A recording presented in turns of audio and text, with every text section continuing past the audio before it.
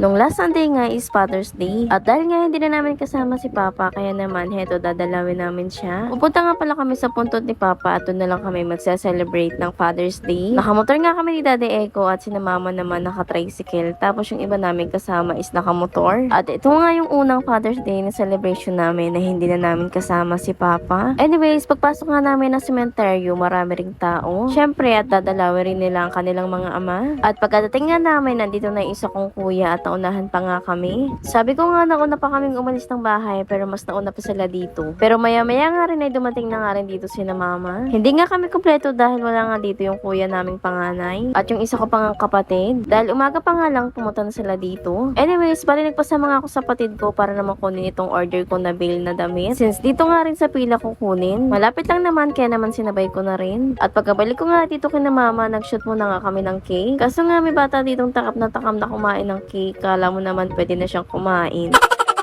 Sa kagustuhan nga nilang kunin yung cake, nalapat tuloy yung mga kamay nila. Umayak nga ang baby queen si dahil nga nalalagkitan. Anyway, happy Father's Day nga pala sa lahat ng tatay. And syempre, happy Father's Day po sa ama ng anak ko. And especially kay Papa in heaven, happy Father's Day po. Thank you pa to all sacrifices na ginawa mo para sa amin. At pahinga ka lang dyan dahil hindi ka naman namin kakalimutan. At palagi ka naman naming dadalawin. At huwag ka mag-alala dahil lagi ka namang naming miss. Anyways, balik kumain nga kami dito dahil nga nagluto kami ng konting handa. At nagluto nga kami dito ng kalderetang manok. Tapos ng favorite ni Papang pansit.